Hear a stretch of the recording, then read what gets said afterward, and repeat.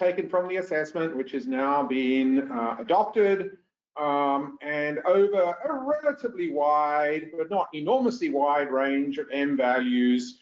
Fixing M leads to some quite appreciably different estimates of both absolute abundance and relative abundance. I'm not commenting here on the relative plausibility of these trajectories based on data, but just to show that changing the fixed value of M can essentially change just about everything that you get out of a stock assessment. So ranging in this case from depletion of 0.8 all the way down to below the minimum stock size threshold over a range of M, I think that's 0.02 to 0.1. So a fairly large relative range, but in absolute terms, not that huge. There's a long history of people doing this. We've got Bill Clark in the room who probably thought about some of these issues before half the people in the room were born. We call this good old. The good old days, yeah. This is some work that I've done, although, you know, I can see Owen in the room and he's probably looked at very similar things as well. I don't know who's online, but we've all looked at this sort of thing. Apart from doing sensitivity to a single assessment, which I'm going to be doing as we move through this, we've all done some simulations. Where what on the left-hand side here is a figure from a paper I wrote 3 or 4 years ago, I guess. And what you see here is the results of some simulations. The red line is the median. The colored lines are simulation intervals. The top 2 panels essentially are non-misspecified models where we get the value of M correct. I can't remember what the difference in A and B is, but I'm sure there's a good one. Is estimating, which is A. B is knowing what the true value of M is, and then C and D are what happens if you assume the wrong value of M. So you get essentially bias, and the bias depends on whether M is over or underestimated. That's one of the problems that you have when you are dealing with M. The second is on this right panel, also from the same paper, where what I was doing here was plotting the values of various reference points as a function of the value of M. So what this means is that getting M wrong is sort of a double-edged sword, because in general, if you underestimate M, you're going to underestimate biomass and underestimate your target fishing mortality. So you get a double whammy. You underestimate how much you've got and you underestimate how much you can take, and vice versa. So if M is overestimated, you tend to have positive bias, and you overestimate how much you can take. So you're sort of squaring the error. So as if I actually needed to tell you this, M is relatively important, and we need to come up with, or at least consider, advanced best practices. So what are the consequences of getting M wrong? There are a whole horde of things, and I'll sort of touch on a few of these, but not all of them. In particular, we've sort of talked about bias estimates. I can't remember what that lady's name is, but she was pretty nasty. There's jaws down here. We'll be talking about retrospective patterns and how getting M wrong can lead to retrospective patterns. The other things that we also run into from a management point of view, not that I'm going to show you here, but you, in full feedback mode, you end up with an inability to leave the stock where you want it. Sometimes you can get poor precision of estimates, and then you've also got the possibility of both false positives and false negatives when you're trying to detect the effect of the environment on various parameters, because the parameters that you're looking for are now essentially wrong. So where did this all start? So this started when I was in Australia a couple of months ago, and it was identified that the way we've been doing stock assessments has changed over time in Australia in various ways, and I'll illustrate that with the way we deal with M. So since about the 1990s, dare I say, when I moved there, We've been using sort of what we call statistical captured age analyses for all the major stocks in Australia's southern eastern scalefish fishery. The sharks, we don't use things like SS3, we still use bespoke models, and I'm not going to talk about sharks here. But there are essentially, I believe, 17 stocks that are being regularly assessed in this SF. Some much more frequent than others, often related to the fact that stocks that get seriously overfished never get reassessed. I think I've assessed all of these at some stage in my career, so I'm probably a dot here, one of the dots in every row. The pattern here shows, and I'll talk more about the symbols in the next slide, highlights the sort of trend that you see in a lot of jurisdictions these days. The assessments in the 1990s to early 2000s were all based on models developed specifically for that species, so bespoke models. And then we moved to SS2, which are the blue dots. And then, depending on stock, we moved roughly in 2007, 2008 to SS3, and we've continued using SS3 ever since. So I'd say that this, after the West Coast, is probably the longest use of SS, probably consistently anywhere in the world. Although Mark Maunder, if he's online, might say that the tuna people in San Diego are a little ahead of me. But we've been using these methods for a long time.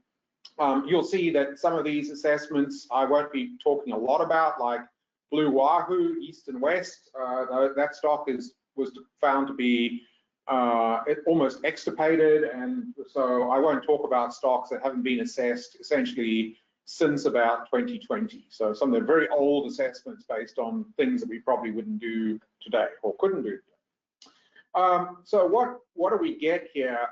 So the first thing that I was interested in was, is it true that we have been fairly inconsistent in how we have treated M in the assessment? So there's sort of three ways that you can deal with M in assessment. You can pre-specify it based on some auxiliary information, and we'll talk a bit about what those are in a moment. You can estimate it without any constraint, and you can estimate it with a prior. I won't be paying much attention to the pre-SS assessments, but if we, I can't show it, there's my mouse. Oh wait, can people online see my mouse? No, I think if you click on the little pen thing in the corner, you might be The little pen thing, which I can't see. Oh, yes, it's up there. Okay, how about that little pen thing? No, pen, there we go. Okay, people online can probably see the little pen thing now. Why can I see my own screen? Why do you want to see my face? I'm not that exciting. How do I get rid of me? Okay. Okay, I'm going to regret this. Nope, little X does not want to go away. Normal. You think I should do this? This looks like I'm going to quit. Okay, let's just stick me in a corner. There we go, gone, got rid of myself. Okay, but I'm not sure I want to hit the pen thing, so I'm like, oh, there we go, okay. So if you're online, you can see a pen. If you're not, you can't. Essentially, if you look at deepwater flathead, which is a species in the Great Australian Bight, stock in the Great Australian Bight, that assessment has gone through multiple phases where initially the M was pre-specified, I think based on it's 0.1 because it's not 0.2, so it must be something else. It was estimated without a prior for a while. Then there were 3 years of priors and then 2 years of unestimated. So, and you see that consistently through this table, that the method of setting M or dealing with M has changed quite dramatically in some cases. And there's been some questions about, you know, what is this normal? Should this be the standard? Are we being consistent across species? Basically, what should the default approach be? And my slide doesn't change anymore. There's a mouse.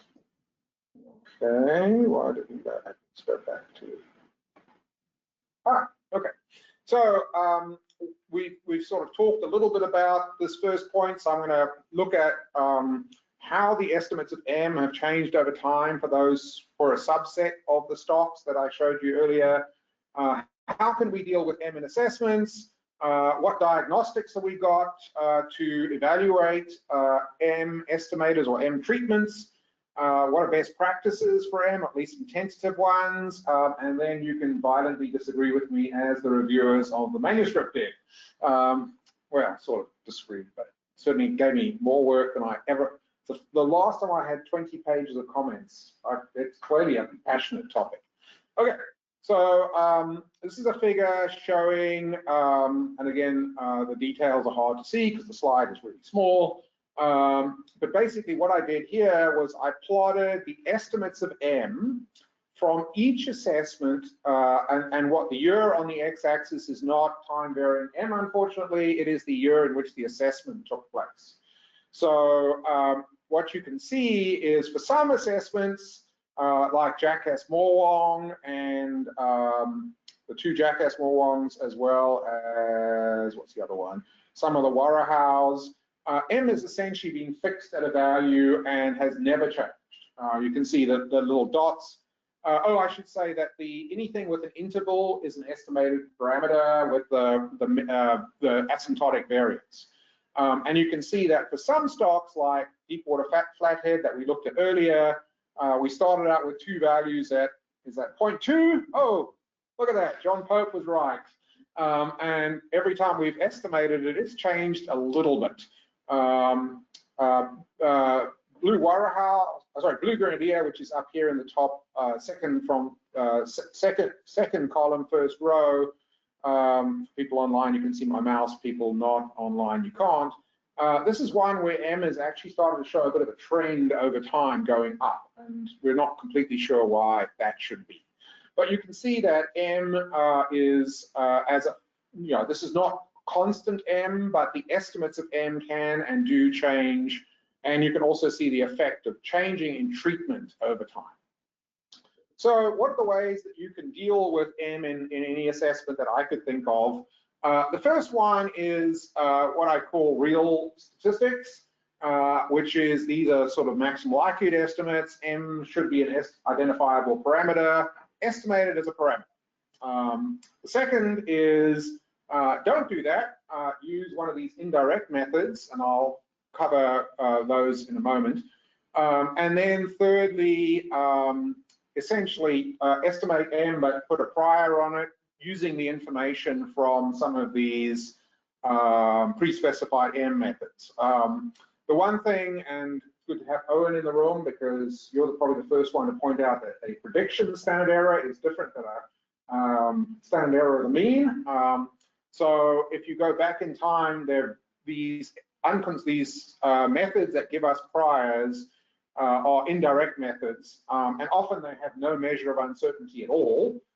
If they have a measure of uncertainty, it's usually the standard error of the mean, which is not what you want because you're not estimating the mean parameter. You're trying to get an estimate for a new stock, which essentially accounts for the full range of uncertainty, both the uncertainty about the mean and the uncertainty about the an observation about that mean. And as far as I can work out, Owen, you're probably still the only one who reports prediction intervals for M. Just accept it. But it actually was quite interesting to go through the methods and see how few of them actually could be used properly as a prior. Anyway, so estimates to estimate, methods to estimate M go back a long way. Some of you will recognize the fonts that people used in the 1980s. So the sort of classic indirect method or empirical method that people use comes from Daniel Pauly from 1980 when he was still in the Philippines. So we're talking ages ago. The method is probably, I still see it occasionally popping up, unfortunately. Most people don't realize that the parameters are in log 10 space because that's what we did in the 1980s. So there are lots of M estimates that are almost certainly wrong that are calculated with log base E because that's what we do in the 21st century. The paper above is a summary paper by Better. What was his first name? I'm trying to remember. From Southwest. Remember Bill? Do you remember Better? He was sort of head of assessment down there when I started. So back in the 2000s. No. Yeah, I wasn't much involved with Pacific. Yeah, I'm trying to remember. Anyway, there was a review. Russ Better. Russ. Oh, Russ, thanks. That's right. But that's not who wrote the paper. The first initial was E. Oh, that's right. It is E. It was Better though. Any better? Oh, that was nice. He was married to Liz Better. I think Liz did a bunch of quantitative stuff. Yeah, yeah. Oh, wow. Who's that? Who is that? Yeah. Who just answered? That was- Oh, Jim. Anonymous. You're also in the plus group, my friend. We won't talk about senescence in the plus group, but it's evident. And then the third paper, thanks, I didn't actually know that. I thought it was Russ, but anyway. And then the third paper, there's a whole sequence that have come out recently by Jason and Owen. So, over a large glass of wine, I started thinking about, what's the meaning of M and why am I doing this? And, a bit of poetry came out, with this is Elizabeth Barrett Browning. How do I estimate me? Let me count the ways. I estimate thee with age and length and GSI. My results may reach when feeling out of sight. So that was sort of where I started this, and I had no idea where I was going when I started this. I had no idea where I'd end up. So in addition to methods, things have changed a bit. I'm gonna cover 3 classes of indirect methods. The first one is Jim Thorson's fish life tool. So this is essentially a meta-analysis, hierarchical meta-analysis. Essentially it's fish-based analyzed. What it does is, given a species name, it produces a best estimate of M. The cool thing about it is if you have a species name, it'll match the species name. If you've got a genus, it will use all the information for that genus. So in principle, you can get M for anything that exists in the universe with essentially pattern matching the taxonomic structure. And it uses a whole bunch of parameters and also produces a measure of uncertainty, which I'm not completely sure what it is, but I've certainly used it. It's hard to interpret exactly what the uncertainty from the fish life tool is, but at least it's there, which I have to say is impressive. So the second set of methods that we used was a set that was identified by Mark Maunder in our 2023 paper, I think it was. And at that time, there were 5 top methods. There was the Hamel-Amax method, which is used by the Pacific Council.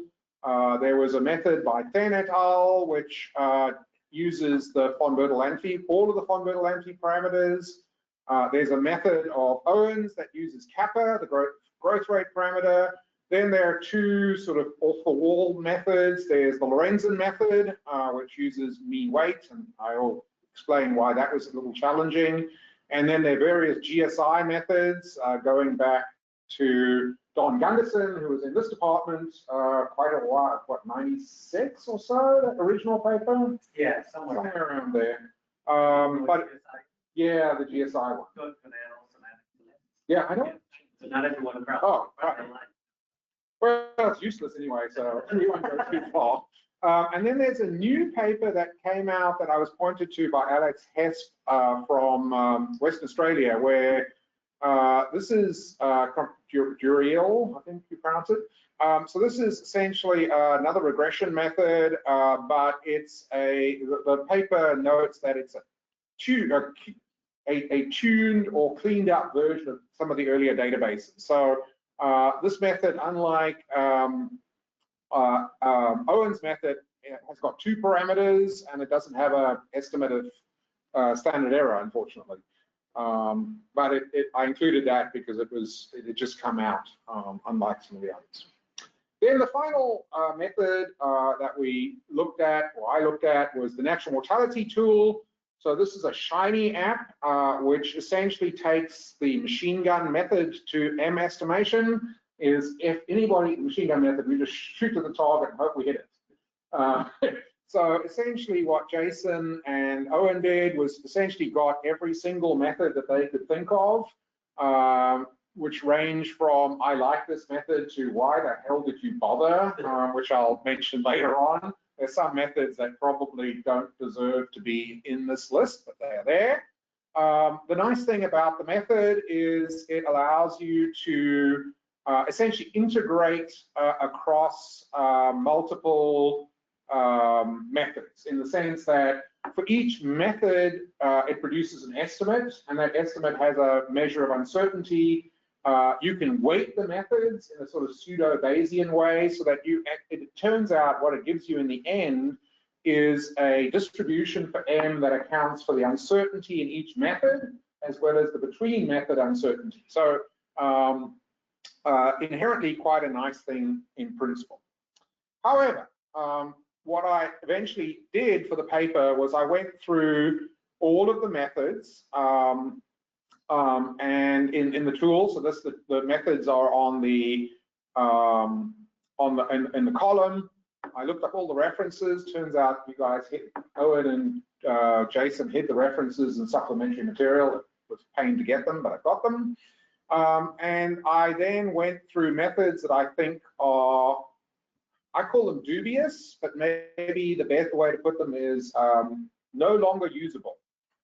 So what I did was I essentially looked at each of the methods and I said, which of these methods fall into a particular class of method? Because ultimately, a lot of these methods are based on the same quote unquote data. So, you know, if you use an AMAX method, you're almost certainly using the same M and longevity information to derive the relationship. So what I decided to do was, for example, of the 3 longevity methods, which are the 2 Thin methods and the Hamel method, the Hamel method is the most modern and actually comes with a measure of uncertainty. So I dropped the other 2 and just used the Hamel method. And I would advise the developers of the natural mortality tool to probably do something quite similar to get rid of these highly correlated methods. So what I did was I selected the Hamel method as the best of, or least worst, to be more correct, of the longevity methods. I chose the most recent Thin et al. Method for growth parameters. There are methods that require age, but of course, when you're dealing with a real stock assessment, what is age and what is mean length is not really well defined. So I dropped methods that I didn't feel I could estimate. So, you know, if someone said to you, what is the mean length of, let's say, sablefish, you would have to say, in what year? So you end up with, a lot of these methods are easy to apply if you know nothing. But the moment you try to put them in a stock assessment, you run into a fair amount of stress as to define uniquely what it means. So I use the Thin method, I use the Pauli method because it uses temperature. I used one of Jensen's age of maturity method. I used, for this one, the GSI. I dropped Lorenzen because, as I'll show in a moment, it didn't work very well. Richter and Effenoff. Why is it even in this tool? It is, no one has used that method since literally, I think I actually met Effenoff when I was starting my career. 1976 is a long time ago, so. Yeah. I knew Richard quite well. Oh, okay. Also probably hasn't published recently. He was well along the years. Yeah, so some of these methods, so what I did was I came up with 2 versions of the natural mortality tool. One that I call the full method that uses essentially one method from each class, and then what I call restricted, where I use the two methods that I consider to be the most reliable, which are the Owen Hamel praise day, the Hamel Amax method and the Hamel Kappa method. So I gave those equal weight. So, sorry? Sorry, can you repeat how you decided those weighting factors for the first call, for the full application? Okay. Why So, some of them 0.5? oh, because the pen and the poorly are essentially based on the same biological parameters, the infinity kappa methods. Okay. So essentially, you've got one longevity method, one kappa method, one age of maturity, one GSI, and then two average growth ones. It's always a little dubious because the kappa is also part of the Hamel method. So perfection is not available here, but I class the ones. Once you start using L infinity, you find that actually is a really bad idea. So I wanted to keep the Hamel method in play, basically. Sorry, Bill. Does the Charnoff method rely on published estimates, or is it strictly fitness concerned? I don't. There's so many Charnoff methods. I can't remember, and I dropped it anyway. So I didn't get into it. But and given you're an author of the paper, can you remember whether it's a regression one or whether it's one of those life history invariant ones? Yeah. Yeah, I'm not sure for that because you get a number. There's a lot of theoretical. The Nigel Lester, which didn't rely on published estimates, but just fitness. What given the growth schedule, what value of national mortality maximum fits? Which all feel the need because I didn't believe in published estimates. I can't remember, but yeah, he's I think he did do some empirical stuff, and most of his stuff is like 2/3 and 1/3 and all that kind of stuff. Yeah. But I mean, the other thing about a lot of these methods, And that was, yeah, all that stuff, yeah. It's like we know what it's physics. That's great stuff. Yeah, I think Bevan and Holt had one as well. Everyone's got. So the one thing, and I wasn't going to cover this, but I think it's worth mentioning is, there's been very little essentially evaluation of the accuracy of these methods. So realistically, the only ones that I had a measure of uncertainty were the Hamel and the two Hamel methods, and they aren't even out of their prediction intervals, not out of sample predictions and things like that. So how well these methods perform is still a bit open. So what did we end up with? So we had lots of methods. We ended up with, I think it's 13 estimation methods that we could have considered. Unconstrained estimation, you don't need any indirect method to start it. I had a whole bunch of pre-specified methods. So for the methods that have distributions, I took the median, in particular the natural mortality tool, full and restricted. Then I had a whole bunch that I estimated with different priors. So the prior would be from a method that actually estimates uncertainty, and there were 5 of those. So you'll notice this. Yeah. Prior median there? Maybe it was prior mean. I can't remember.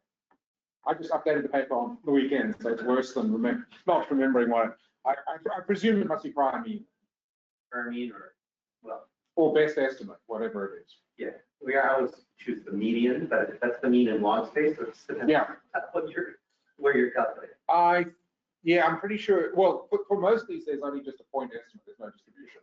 So I'll need to double check that. That's actually something I should get right for the paper.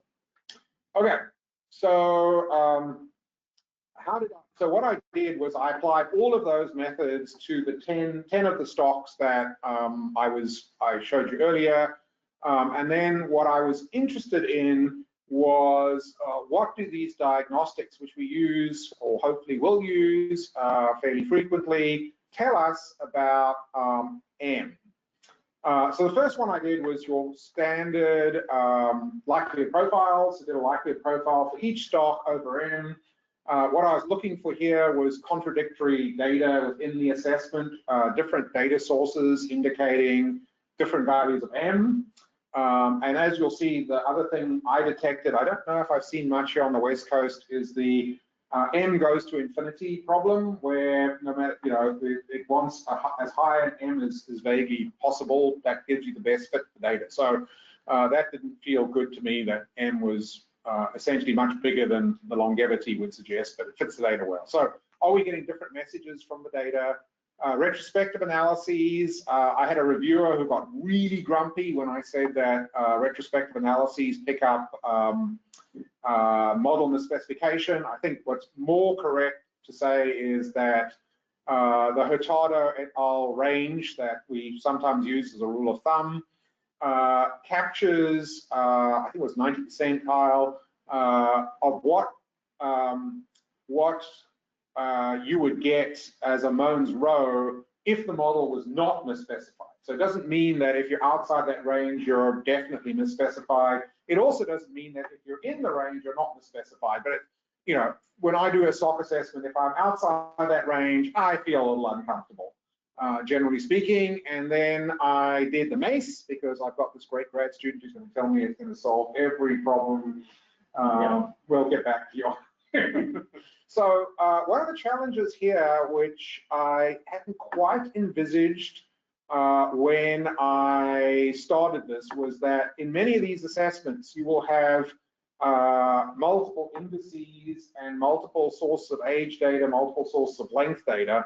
And the question is, how do you do a MACE when you've got multiple fleets? So what I did was I did it by multi-fleet, basically. So when I left out the most recent CPUE data, I left it out for all fleets, not just one fleet.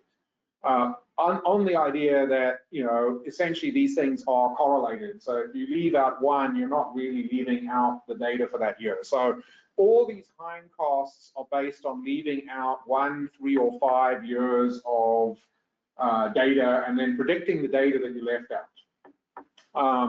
And so when you see a result here, this is a MACE averaged across fleets. So let's say you're doing the index data for the last year, you would leave out all of the index points, rerun the assessment, calculate MACE for each data point, and then average over the fleets for which you could do that. Okay, while people are in the room, has this actually come up before? Have you seen what people do with multi-fleets? Yeah, there's papers that one of the ones Maya is on the Cavallo, one of the yes, the Java paper. Yeah. They discuss it, and they do basically what you've done as well. Oh, okay. Okay, well, I feel better. I didn't have time to read any papers when I wrote this one. Okay, so once we get to results, I'm going to have 5 estimation frameworks. The first one is just estimate M. The second one was use the Hamel AMAX method, because PFMC thinks it's a good idea, so got to follow them. Then I ran what would happen if I took the lowest value from any of the indirect methods, which include, of course, Hamel AMAX. What about taking the highest value? I excluded some values from M that were crazy, and you'll see that in a moment. I then fitted the model using the Hamel AMAX method as the prior mean. I don't think I've mentioned the paper, but this is sort of what the PFMC recommendation is, but also it is has a pretty low standard error of the log. So it's quite a precise prior, even though it's not terribly precise. It's the least worst of the priors that have uncertainty measures. Okay. No one's got any questions for me. Even Jim is going to tell me I don't know who people are. Okay, so here we go. So the first thing we had to do, and again, I haven't seen this written down, and one of the reviewers wanted a reference for it. So anyway, if you can help me. So the first thing I had to do was estimate the inputs to the various methods. So here are my 10 stocks. So there are a couple of species that have multiple stocks, and I chose the east ones because they're the most data informative. Longevity, the question is, what is AMAX when you want to apply one of these longevity methods? I use the 99.9th percentile of the empirical distribution of ages. essentially on the assumption that the highest one is probably an age reading error anyway. And I didn't want to exclude too many. Had I been dealing with a data limited stock, I probably wouldn't have chosen 99.9, but I had tens of thousands of ages. So that seemed like a sensible thing to do. But I haven't seen a publication that agrees with me, so maybe my publication is this publication. As to which Choose 99, yeah. I mean, we all do something, but I've actually never seen anyone say this is a good idea. It's like, you do something sensible, but I don't know, I've never seen anyone tell you what sensible is. Didn't Tony get a paper about that? He talked a bit about that, so I don't know if he came up. Yeah, I suppose that's subsumed by one of these. Yeah, Honey's has disappeared into the. Because he had a second paper about 2 minutes. That wasn't That's an fair. actual quantum.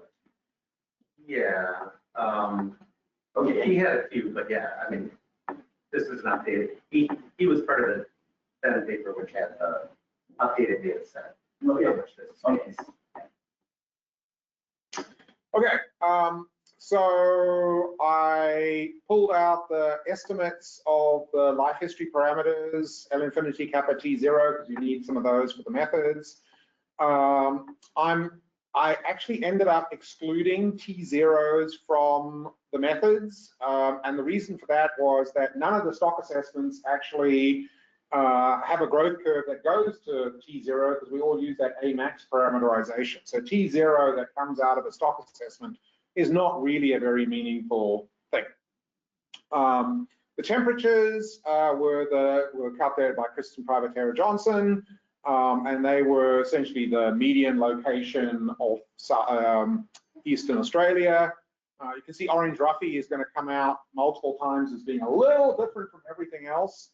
And then the wet weight was the weight at the weighted age at maturity, basically. And part of the problem with wet weight is that seems a little arbitrary, but at the same time, how do you define wet weight generally? Because is it the wet weight of the catch, the wet weight of the population, the wet weight of, so again, if you know nothing, you probably can get an estimate of wet weight really easily because you've only got one number. But when you start doing stock assessments, the average weight of an animal in like long line versus trawl catch is going to be radically different. And so that's what I chose, but I recognize that you could do this differently. Again, turns out that no one likes these methods anyway. One thing to note here, and this is where why I ended up with my restricted as restricted. So methods that use L infinity, I would like you to look at Jackass Morwong and Orange Roughy. So from a L infinity point of view, those two species, sorry, people online here, my L infinities, one is 35.5, one is 39.1. Those are very similar L infinities. But when you start to look at the longevity parameters and the kappa parameters, you can really see that it's kappa that really starts to give you information, whereas L infinity, as far as I can work out, there is absolutely nothing in L infinity that should tell you anything about M, or I mean, most of us, I think, would say that longevity is the thing that really matters. If you live to 150 years old, your M isn't 0.2, right? And this is saying that these methods based on L infinity must be total losers because they're just never going to be able to get it right. And I'll show you some results for that later on. Okay, so we got lots and lots of estimates of M, and some of them were relatively bizarre. I highlight a couple here in yellow because none of you have got good enough eyesight. My coloring has sort of disappeared from here, but so which were the real losers, the ones that just didn't make any sense? So some of the GSI ones came out really, really low. Part of that is, I think it's fair to say we don't know GSI very well for the SESF species. School whiting, can anyone remember the maximum age for school whiting? It was 9. It has the lowest GSI. Its M comes out at 0.11, which for a species that lives to age 9, probably a bit of a loser. And then my other personal favorite, I hope Jim is online. He can probably tell me I've got it all wrong. Jim Thorson, not Ian Ellie. M for orange ruffy is 0.28, which also seems a little far-fetched. So those amongst a few others I consider to be implausible. Didn't see much point doing a run of an orange ruffy assessment with 0.288 as the M, nor to do an assessment of school whiting with an M of 0.11. I also dropped a few of them. Some of the Lorenzen ones were a bit bizarre, and I think that's partially because my wet weights may not mean very much for some of these things, but hey, I did my best. So what I ended up with are the underlined values are the maxima that I used, and the bold values are the lower values that I used. And if you're Owen, you're looking at the column called there's Owen's estimates. Owen, you actually got the highest M for pinkling, interestingly enough. All the other pinklings were lower. GSI came up with 0.04. For an animal that lives about 17, 0.04 seemed a little on the low side. So GSI and Lorenzen really gave, they had values that sort of made sense, but sometimes they just seemed to give values that were just totally off the wall. The Duro Real, if that's how you pronounce it, tends to be more conservative than the very similar data set, but more conservative than the Hamel method, but not markedly. So you can see M of 0.025 for orange ruffy, whereas the Hamel method was 0.039. The highest was the Fen method of 0.157, which seems, again, bizarrely high for orange ruffy. And I attribute that to having the L infinity in there, because L infinity for ruffy is actually really small. So, there's, the idea that the bigger you are, the longer you live. Also some of the tuners would be pretty bizarre. If you try to do a tuner here, they tend to have high M's, but they get pretty damn large. So quite a wide range of methods. The NMT tended to look quite like the Hamel method because it got quite a bit of weight in the estimation. Tended to be a bit higher because it also had the kappa, and kappa tended to lead to higher values than the age method. But the good news is, if you don't do something like this, you don't get to see how variable M is across these different methods. The other thing worth noting is that the standard errors from the NMT can be very, very large, essentially capturing the fact that there is a lot of between method variability. So one of the advantages of the NMT is that you get uncertainty between methods. One of the disadvantages is if you put crap in, you get crap out, and it increases the uncertainty. Okay, so the next result tells you what you already knew, which is that the results of stock assessments depend on the value of M. So these axes are in log space, they're not in normal space, and they do range quite substantially. So we're talking orders of magnitude differences between some of the treatments, which I can't read because the font size is too small. But I'll tell you that the red line is unconstrained, the blue line is Hamel, the low is the dashed line, the high is the dotted, which you should be able to work out because it's the highest, and estimated with a prior is red dashed, and generally red dashed and red are on top of each other with the exception of Jackass Morwong, where they're slightly different. So this just confirms what we always knew, which is, generally speaking, that estimating M too high leads to higher values, not always, but generally. Low values of M lead to low results. Estimating M and the prior are very similar in this case, simply because the prior isn't very informative relative to the data. And interestingly enough, the Hamel and the estimated were often, but not always, quite similar. So you can see, for example, with deep water flathead, they're indistinguishable. Here they're quite similar. Here they're very similar. Here they're actually quite different.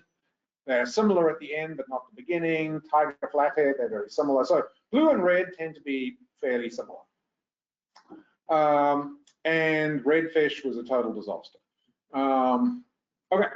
So what did we find with the likelihood profiles? The black dot is the estimate, and the good news, estimates are by definition they're the lowest value of the objective function. The different lines are the different data sets. The black line, of course, is the total, so it's the minimum of the likelihood profile. You get just about everything when you look at different species. So bite redfish is the textbook likelihood profile. Were life like that all the time. So everything seems to like M just above 0.1. But then you've got other things like pink ling, where you've got essentially 3 minima, and depending on data weighting, you end up with a value that actually none of the data sets like. It's some sort of average. You've got this guy, which is silver warahau, where everything has the same, goes the same direction, but it goes off the end of the, it goes beyond the maximum based on the indirect methods. Tiger flathead is not great. Its maximum is close to the bound. School whiting has an interesting contradiction between whatever that is, I can't remember, and all the other data sources. So we get a bit of everything, and certainly there are some cases where there does appear to be conflicts in the data, which means that if you weight the data differently, you'll get different answers. Are all these stocks using the same data weighting method? No, they're using the data weighting method that was used for that assessment. Are they They're broadly Francis? Yeah, they're all broadly Francis with tuning of the extra variances for the index, and then Francis for age and length. Okay. Hey, Andre, Yeah. what's up with the vertical scale being so big? That is a function of the data weighting. I mean, are those negative log likelihood units broadly? Yeah, they're in negative. I used to have 2 on the x-axis, but it was so close to 0 that I left it off. Essentially, Yeah, I guess I don't. I mean, from a statistics standpoint, almost all of it doesn't make any sense. that is pretty common when you estimate. Essentially, you'll see that when we estimate M. But this is not at all uncommon when you see likelihood profiles, Jim.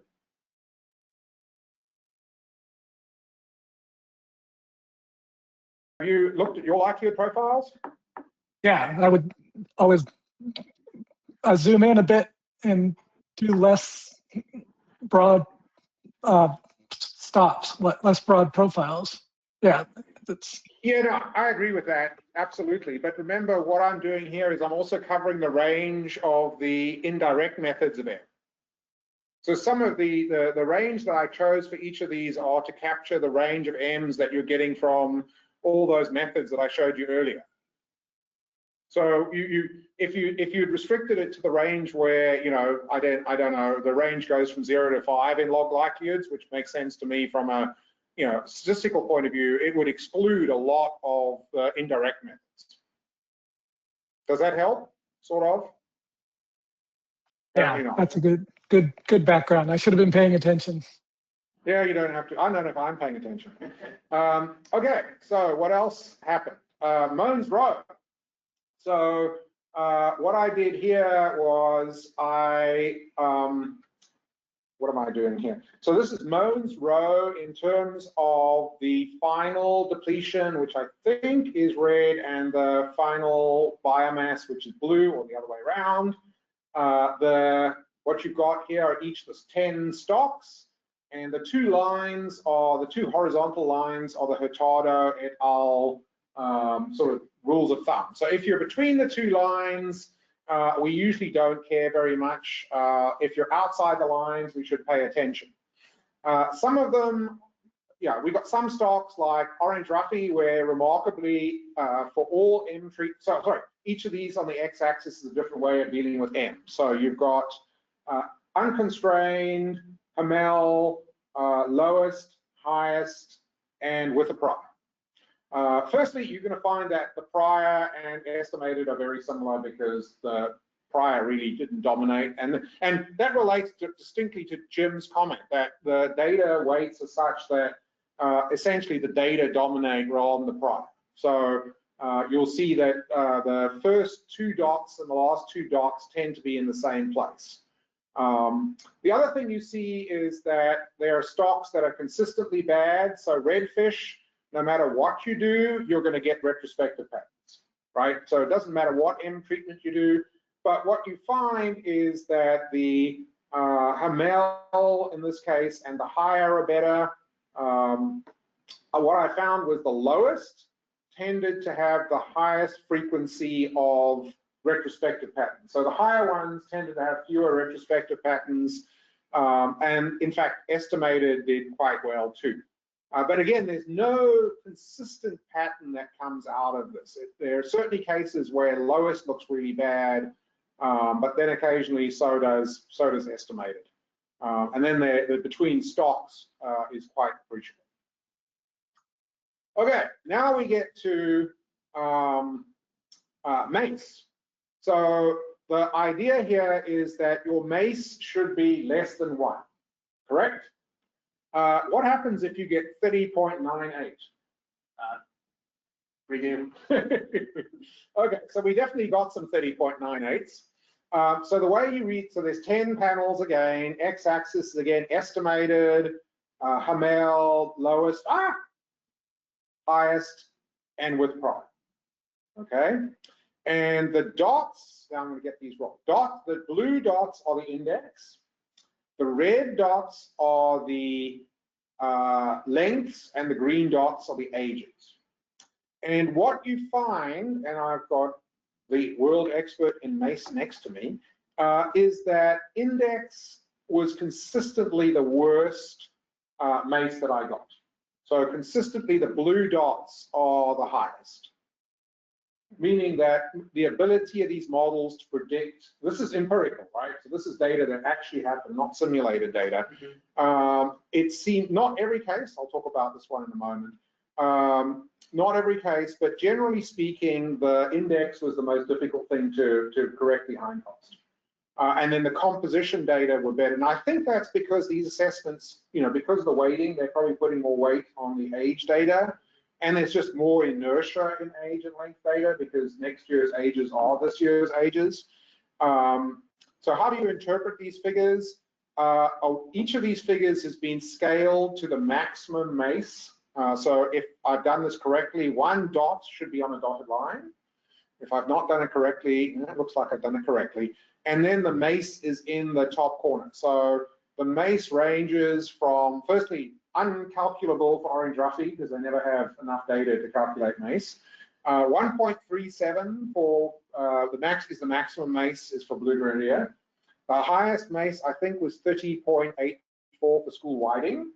And this is perhaps not as bad as it might seem because School Whiting is that 9-year-old species. So essentially you're turning the whole species over from 1 year to the next. So I'm not that surprised that it couldn't pick up. I think this is the ages, not the lengths.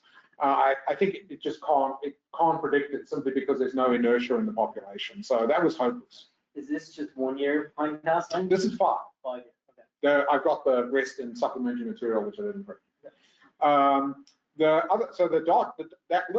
dashed line at the top here is maximum MACE, and then the second line is 1. So ideally, the ideal is that this line, the bottom line is above the top line, but that never happens. But you can see for many cases, the reds, apart from School Whiting, are at or below the 1, right? And here, this one is good, and Pinkling is pretty good too. So the interesting thing is very marked diversity of performance. Not much that you can draw from this because the patterns are remarkable. So these are the results for the different estimators. The only conclusion I draw from this is lowest tends to be the most commonly the worst, particularly for the index. So getting M wrong means that your ability to hindcast the index is really poor. But in this case, the lowest had the worst effect compared to Owen. Owen, you're still playing the game. Owen is the good news, Owen, is we're entering the final straight and you're still in play. But you're there. There's a bit of competition here. But this was quite interesting, and I certainly found. Have we done this for the West Coast yet? Done these MACE things? I think it would be quite informative for particularly the discussions that we're going to have about widow index data and stuff like that. Did you ever do a MACE for the assessment? No, we didn't. It wasn't. Oh, it wasn't allowed. Oh well, it was allowed, but you didn't have to do it.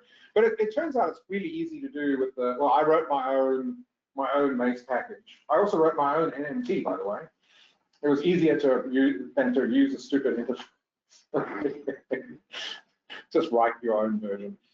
So again, a diagnostic sort of points away from the lowest. Oddly enough, the highest is often doing quite well in a lot of these diagnostics. So what I wanted to do was to say what advice should I give to people doing assessments? So in my humble opinion, and I'm not known for being humble, so let's see how that goes. The ideal is to estimate M in the assessment without a problem, right? I use the word ideal because essentially that is what you would do if you're doing any statistical analysis, right? In general, you should estimate parameters. That said, once you start seeing any of those diagnostics suggest that there's a problem, things like likelihood profiles that are inconsistent, how can I say this? Hurtado et al. Statistics pointing to the possibility of model misspecification. I would move then to including the M as a prior. And then also, and I didn't put it here, looking at how the estimate of M compares with the prior. So for example, if you put a prior of 0.1 in and it estimates 0.3, which essentially is impossible given the prior, you've probably got something wrong in your model. So, the prior can work in two ways. It can give you something to hone around, but given the data weighting that these people are using, and I'm using, and a fairly high standard error, the prior actually isn't very influential. The next thing that I would suggest is doing likelihood profiles to look for inconsistencies, one-way trips where essentially M either the bigger and bigger and bigger is better. That suggests that something is probably badly wrong. And if you start getting really weird results, once you've got data conflicts and one-way trips, it's probably not a good idea to try to estimate M. I think you're out of space. And then you should move to an indirect method. My advice would be that, this is Andre's gut feel post com, is that what do I trust the most from those indirect methods is the older you are, the lower your natural mortality. So basically, from my point of view, of all the things that we've got, longevity just seems naturally the thing that I would go to. The two methods, the Hamel method, the Duriel method, are the two methods that I would advise. I would probably select the Hamel method. I don't know, Owen would be here. And more for the fact that you've estimated the uncertainty more precisely. I'm just more comfortable with I've got a standard error. I think the Duriel method, it wasn't as easy to understand how they pruned the data set, but I think it's worth looking at, and that may well be the future.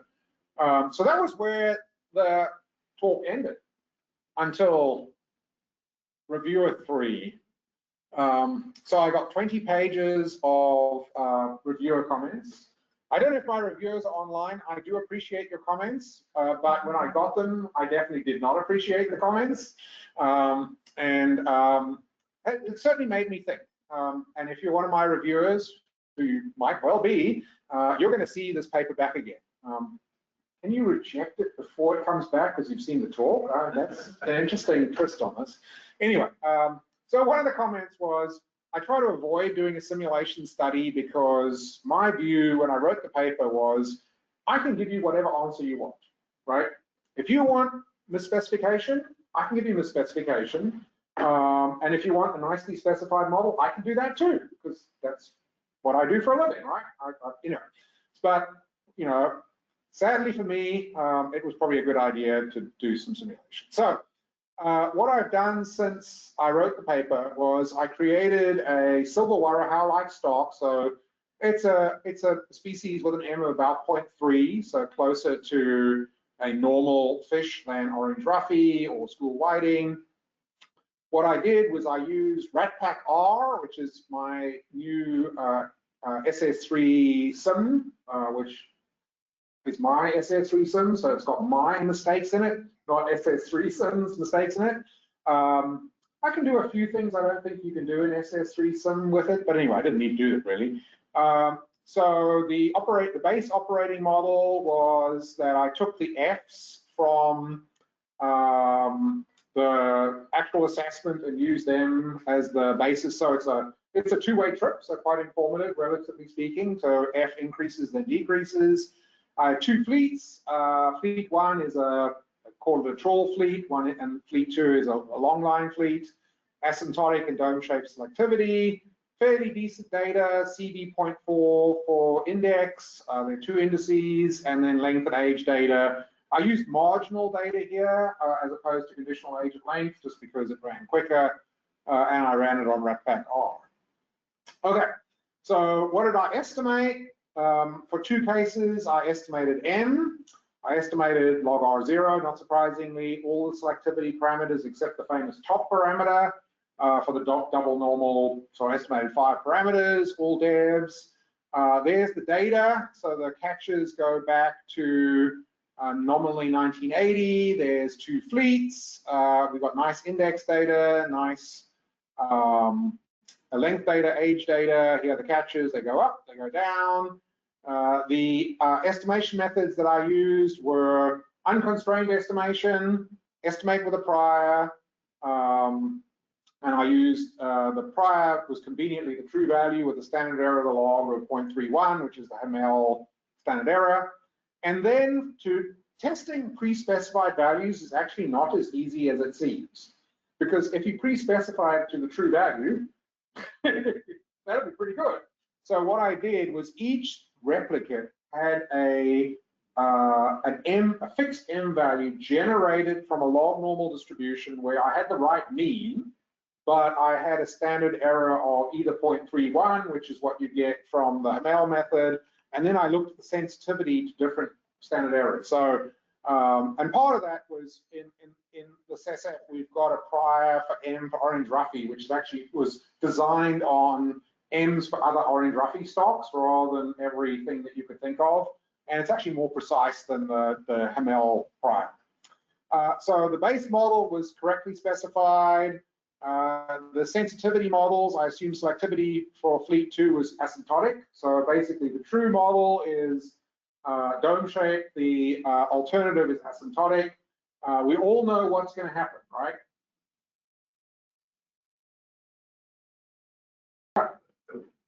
Your pre-specification shows that's a normal distribution, not a log normal distribution. It's normal in log space. So it's the correct. Yeah, I didn't, thank goodness.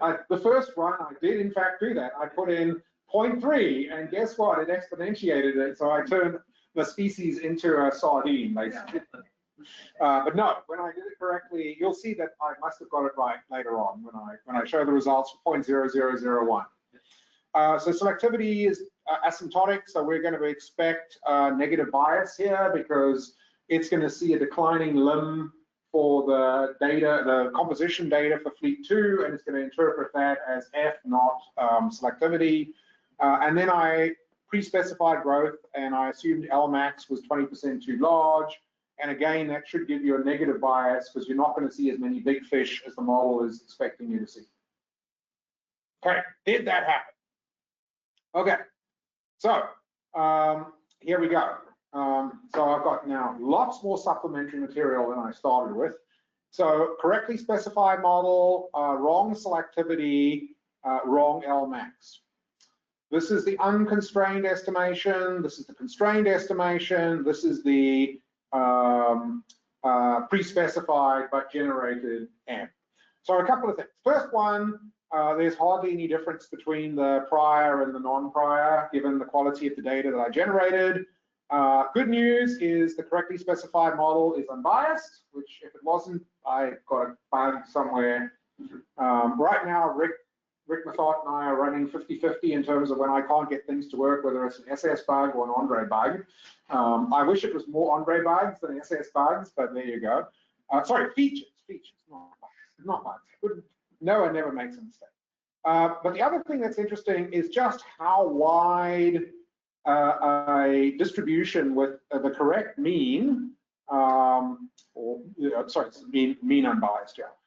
With the correct mean, but with a standard deviation in log space of 0.31. It's actually really wide. And I didn't realize how wide it was until I saw that thing.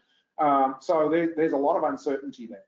Not surprisingly, when you have selectivity shifted to the, you assume it's asymptotic when it's dome-shaped, you end up with bias. You estimate M too high because it's basically trying to get rid of some of the old animals by assuming high natural mortality, which is what it should do. Same with Lmax, right? So there were two things, and I'll show you how it actually pans out.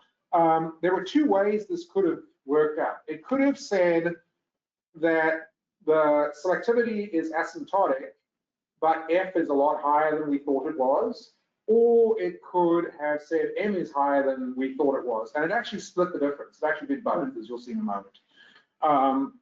So here it's getting M wrong. The Lmax one is really bad. So this is the true value, and you're nowhere near the true value. Not surprisingly, when you generate from a prior, you're equally wrong because you're generating from a prior. Does that help you in terms of, this is estimating the spawning biomass trajectory. This is a pretty informative data set. When you estimate M, you basically get the right answer, and it's pretty precise. There is wide uncertainty, but unbiased, when you generate from this prior. So even though on average you've got the M right, because each of these runs is running with a specific value of M, if you get M wrong, you get biomass wrong. So this is sort of capturing the uncertainty in the data, which you're seeing here, but also the fact that you're conditioning on the wrong M.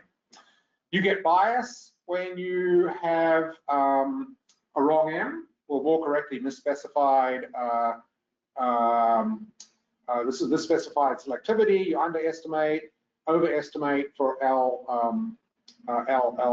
infinity, but you get bias when you use the value generated from data. So my conclusion from this is I would still estimate with a prior to start with, because at the end of the day, this is still better than that. It's still this because this prior is so tight.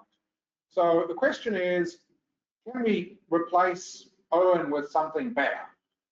So what I did here was, this column is for, these are all generated M's, and this is the default. This is the standard error of the log, 0.2, 0.1, and you can't see it, but this is 0.01. So basically M is known in that case, although there's a little bit of uncertainty. All of them are unbiased because they have to be. What happens, this is the correct M, unbiased, more precise, in fact, more precise than when you estimate M, which is what it should be, but you've still got extreme bias. And now the difference is the bias is more precise. So you're more consistently wrong. As you increase M, the distributions get wider, and your bias really doesn't improve, or not improve, it just gets wider, basically.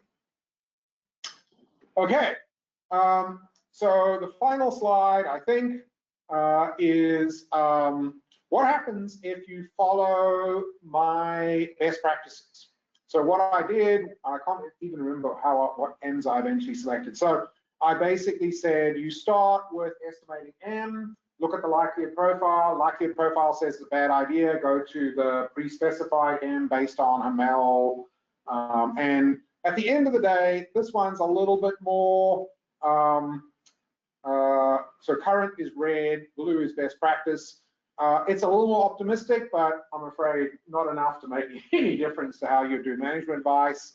Most of the others are remarkably similar. So the estimate of M and the Hamel ones are very similar. And there's a little bit of bouncing around here that I wouldn't lose any sleep over at all. So the good news for the SF guys is if they take my best practice advice, things won't change too much. But at least now we've got a hierarchy that we can use going forward. And that's the end of my talk, because I've got to be back here in 30 minutes to talk about promotion and change. Questions? So you've got to work out which M you're dealing with, and some of the older guys just say who did he work for? And Moneypenny worked for him for all of them, which is interesting. She must be. You'd think Moneypenny could be retired by now. I mean, you know, along with James Bond, who's a little ancient. Albie. Can you go back to your simulation study results? Yeah, that one. Yeah. So I think that at the end of that slide, you said that your conclusion is that you would still use a prior to help your estimation. Yep. Okay. But if I look at those plots, it kind of seems to me, like going from the first to the second column, that the prior isn't really helping you. Like you still have a bias there, right? Yeah, no, that's right. But remember, part of the prior is also that when, not that I've simulated, but also that when you estimate M, you look at the M relative to the prior. So if you put in a prior and it's outside what I didn't include in this thing. I actually looked at all the SF assessments and asked how often is the estimate of M outside I used 80% interval. So, you know, what's the probability of being in the upper and lower 10th percentile? And there were a couple of stocks that were in the lower first percentile. So very unlikely given the prior, basically. So the prior isn't very informative, but it's part of the diagnostic package. And you have to give an M. Come on, there's some easy M's there. Tell me which M they belong, which James Bond they belong to. Oh, lower left and lower left. Lower left and lower left, Daniel Craig and yeah, Judi Dench. Pierce Brosnan? Pierce Brosnan, no, Pierce Brosnan. No, Ralph Fiennes is not Daniel Craig. Daniel Craig as well. As well, okay. Yeah. And some of those older dudes are Sean Connery. And what's his name? Jimmy Dalton. Yeah. And then there's George Lazenby, the once off James Bond. So that's, dare I say, that's the Richter and Effenoff method. Is George Lazenby. You'll only use it once. Okay. Can you go back to the previous slide? Yeah. Just for these stocks, looking at how they perform, which of these, how many of these are like very short-lived, like sardine, like? The closest is school-wide. And that's the only one on Yeah, the spots? yeah. Okay. And everything else is sort of low. Yeah, everything's, Orange Ruffy is in its own league. Redfish is about 0.1 for both bite and for bite and the other one. Oh, pure normal redfish. Okay. And Grenadier, Morwong is about 0.15 fish. Ling, Grenadier, Silver Whale's a bit longer lived, shorter lived, so that's 0.3, and then Flathead is the same as Ling, basically. So 0.2, 0.25s. Or at least that's what the estimates are. So we have a question online. Yeah. So Mark, if you want to go ahead. Can you hear me? Yep. Oh, yeah. Yeah. Unless your question's hard, in which I can't hear you. Thanks, Andre. So basically what you've done is you've confirmed that we need to get external estimates of natural mortality and probably absolute biomass estimates. So what is your advice on doing that? So, you know, the interesting thing, well, firstly, I mean, this is a hard problem. and it's an errors and variables problem. So, you know, it's not like there is an M that we can use to calibrate everything against. The things like Owen's method and the Juriel method, I think, are doing the best, but they're using M's that are estimates anyway. But I think what might be worth doing, and this was the thing that Paul Birch did with Orange Roughy, which was instead of trying to come up with a relationship that applies across every single fish stock going from anchovy to Orange Roughy, is to actually see what we can say about stocks for which there are, for species for which there are multiple stocks. And it may be that you're closer to some of the intermediate values of the standard error of the log that you've got here than you do with the sort of general version. At least that's what we found with Orange Roughy, was that when you looked among Orange Roughy stocks, the estimates were more similar than if you just take into account the full uncertainty. So that's one way of doing it. All of these methods depend on essentially having an estimate of M to start with, and that is always going to be a little circular. And I'd love to know how you get estimates of absolute abundance, but that is not part of this paper. Owen, are you going to disagree with me? Did you ever think about looking at that? Did you look at groups of species in the stuff that you did? Did some, but they're like the number of, you know, Yeah. the numbers got look like, I mean, particularly looking at rockfish, you know, Right. and the numbers were just too low. Yeah, I think you could probably do cods and herrings and so some of the things that we've got lots of replicates on the East Coast, and I haven't done it because I wasn't interested, because I didn't think of the question before Marv asked it. But it might be that, I mean, again, I'm not sure how many of them estimate M as part of the other part of it, but I would imagine that, you know, you would hope that M would vary less among cods than. But, you know, if they are in a general area where they're being, the assessments are being done by the same people. Oh, yeah, no, then no. you're going to have potentially the same bias. Yep. In the approaches, so that was a concern too. But something worldwide, like if you look at cods from around the world, then maybe that might be it. Yeah, I thought of that once, and what was I doing? Oh no, I was looking at cod. I was thinking about Gulf of Alaska cod, which is a gaddis. I mean, it's a different species from the Atlantic, but from what I can see, the M for Pacific cod is much higher than the M for Atlantic cod, and they're both the gaddis, whatever they are. But so even even that you still got a lot of variability within within a genus, basically. So I don't know if there's an easy way out of this other than having a really clear pattern that doesn't. I mean, part of the reason I did this was to avoid the you're being arbitrary and capricious. Here, at least you're following a recipe that is consistent. It's consistent practice. Is it correct? I'm not sure that option. I don't think that was an option available in my drop-down menu. Yeah, we do a lot of things we do are for consistency. Yeah. Right? Reasonable. Yeah, I mean, not crazy is a good best practice. Mark has another question. Don't ask me the impossible, Mark. Yeah, I mean, just to follow up on that, the first thing is that most of the estimates of natural mortality come from often pretty bad analyses, like age data from a unexploited stock, or from tagging data with a whole lot of assumptions. So that's one thing to keep in mind. So the other follow-up question is, okay, since you don't have good estimates of M, and you probably have bias in estimates of M from within the assessment because of misspecified models, can you create harvest strategies that are robust to uncertainty in M, and or harvest strategies that help you estimate M to improve your management?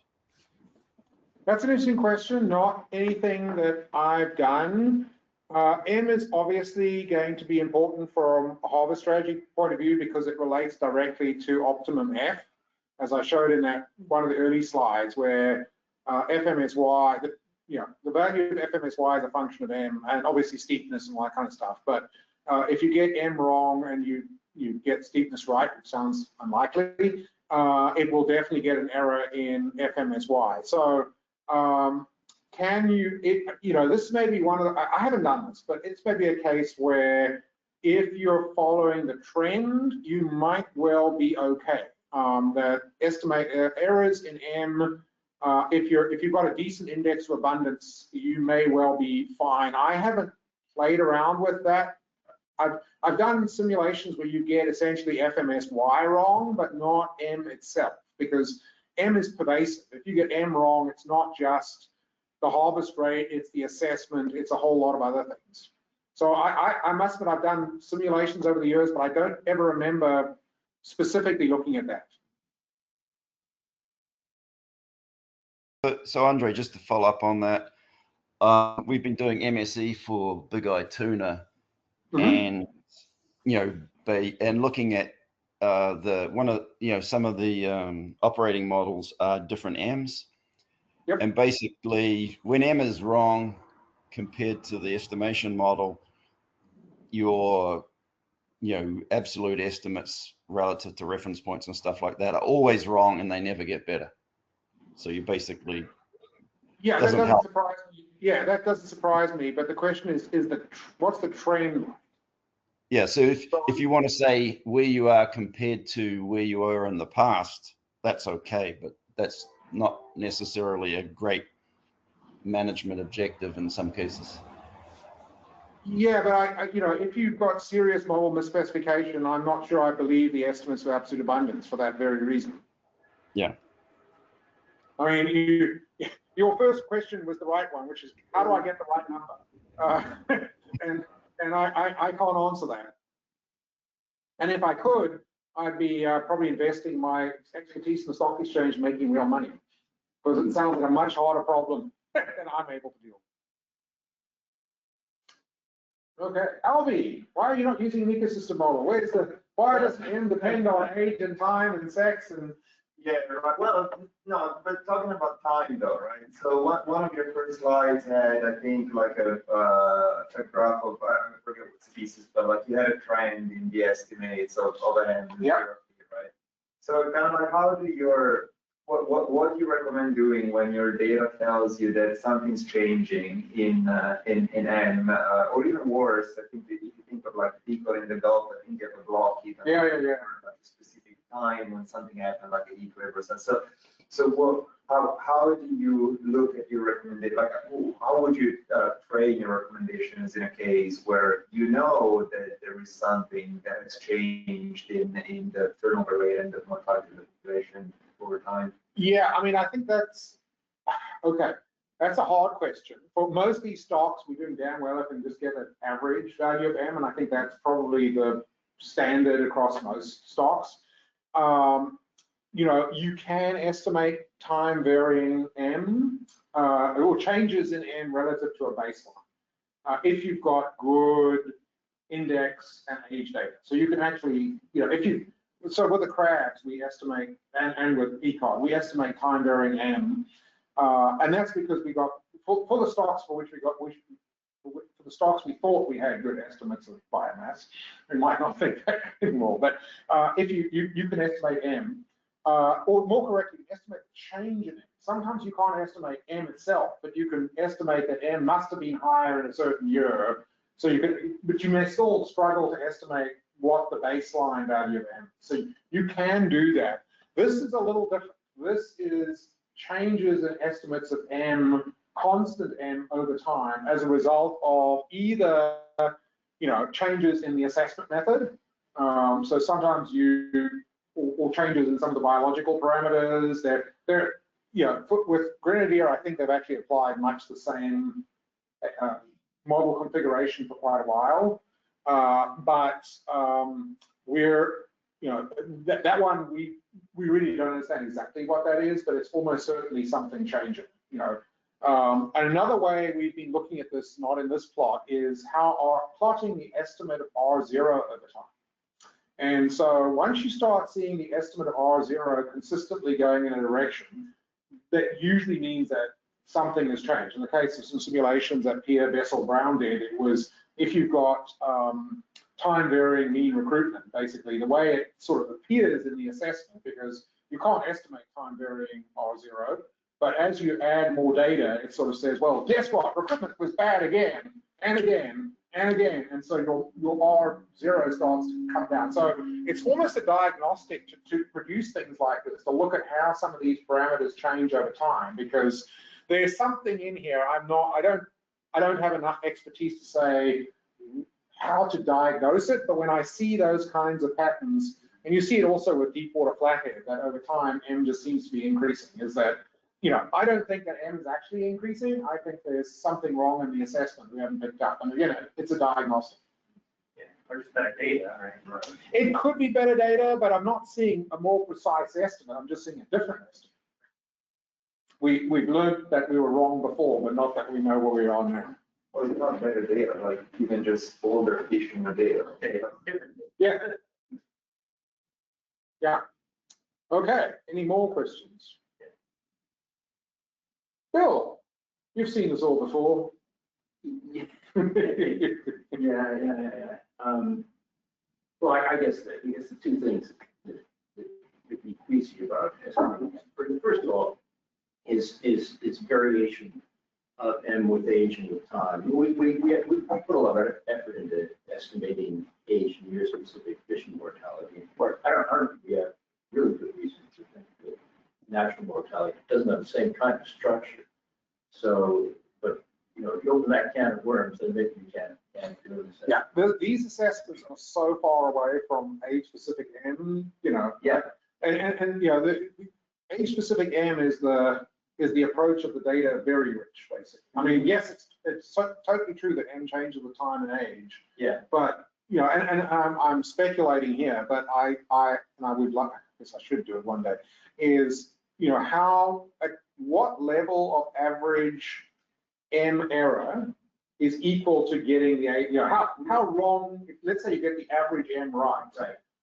You know, how different does the age-specific M have to be equivalent to some of the errors I've got here? So, you know, is a 0.1 difference in M equivalent, sorry, error in M equivalent to having the right average M but getting the age? I don't know the answer to that. So it's sort of a relative, you know, which poisons you want. I did do some calculations once with assuming that at least like the modal age groups in the stock near the age of maturity and so on, if they weren't too far apart. Right. And then an average, and then good estimate. Yeah. Okay. And for practical purposes, I might want to do that. Just concentrate the assessment on those modal age groups so that data is best, and you have reason to think that the natural mortality. Yeah. The variability in analysis is going to get absorbed in your recruitment estimates. Or something. Yeah. So. But it's a lot. I think I did do something like that once, but I don't even remember what I found. We're sort of, you know, the types of simulations I showed. Nice other master's project. I agree with you that age compositions are probably the most informative about mortality, but it's Z and not M. Right. And Z changes over time. So I think there's some certain amount of fuzziness in like Max. Yeah. Yeah, and I mean, yeah, I'm getting T-max. Like what data set it's from, if it's after, you know, very, very good. Got that. yeah, these are interesting species from that point of view. So we have actually got age data for blue grenadier essentially from the start of the fishery. So blue grenadier, orange roughy, we've got age data from 100 years before the start of the fishery, but they're hard, they're few and far between. But so the 99th percentile was 137, the 100th percentile is 250. I don't know if I believe that particular. 99.9. This is 99.9. Yeah, that's what we came up with. Oh, okay. In our discussions about like, yeah, that. You just want to get rid of those really People fun. are using 99%. I'm like, you don't get 99%. Yeah. But 99.9%, that's reasonable. But then what does it correspond to? I mean, what is 99%? If you have constant M with age. Yeah, but there's also aging error stuff that you want to worry about those outliers. But yeah, but it gets you to kind of where the, I mean, yeah, given selectivity, that you're missing some of the youngest, but that mainly for fish that live a long time, mainly most of them have gotten to I'm trying to work percentile of the Yeah. long-term distribution. yeah, forget it though. We did that calculation, found that was like a reasonable thing. But I mean, but you know, I see that 99 percentile as sort of a practical way to deal with particularly the aging error side of things. And you know, as you say, what does maximum age mean when you fished it for a while, when you've got dome-shaped selectivity, when you've got idiots going out and sampling the biggest fish because they're the coolest, you know, all sorts of things. So all of these things are rules of thumb. Even with no aging error, I mean, certainly T-Max has a lot of. Right, it's a max. Yeah. But it does love her, you know, if something lives 100 years, it's not, 90 to 110. Not a big impact. It's 10% either way. The value of that isn't big given the answer. Yeah, I had one, I think was 20 to 37. Yeah.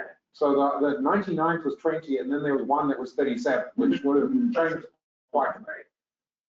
But on the other hand, I mean, we're focusing here on maximum age when you look at some of those other methods, they were, I mean, the ones that belong with at infinity just make no sense to me at all, because you know, you'd say that orange ruffy and the species that lives the same size, the contribution to N would be the same, and that just doesn't fly. So I can't. And the GSI, the thing for the GSI was just, you know, when I looked at, well, I didn't look at it, what did Paul? Looked at the data, it was like, when do you measure GSI? How sure are you at the right time in the season? What are you averaging over when you count? You know, so it's again, it's a bit like wet weight. Is like, if you know nothing, you've only got 3 fish, you can get GSI really easily, because that you don't need to think about what we think about, which is sort of, you know, the how do you interpret a big data set? And the other thing that I didn't talk about is the methods that depend on kappa. We don't have kappa is something that comes out of an assessment, right? So what I played around with was, if you change M in the assessment, how does it affect the estimate of kappa, which determines M? So there's a little, it turned out it was very little. I did a calculation where I estimated M, updated kappa, took kappa, updated M, and it converged. It was almost like, so it was pretty minor, but I had never thought about the fact that the input to the M method is actually the output of another M method.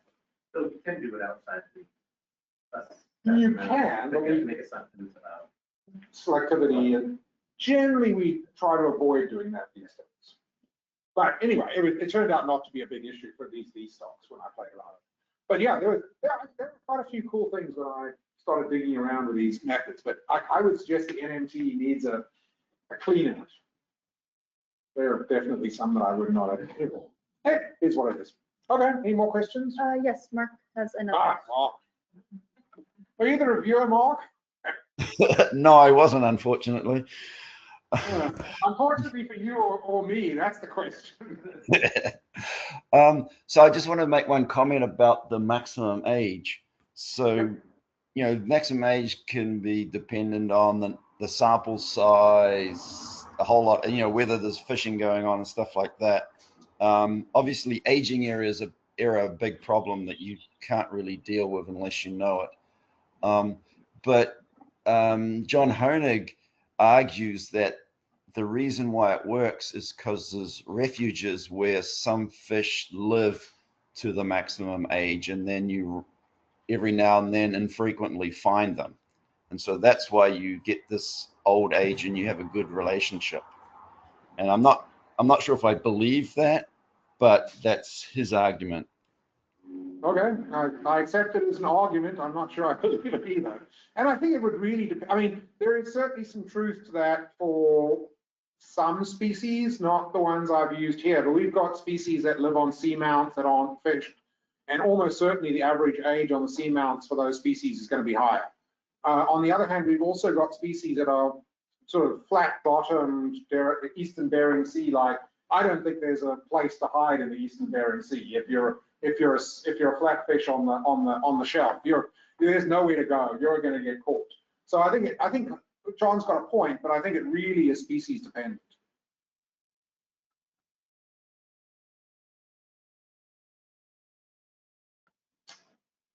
Any more questions? Nope. Okay. So thanks. Well, you thank. I'm not expecting.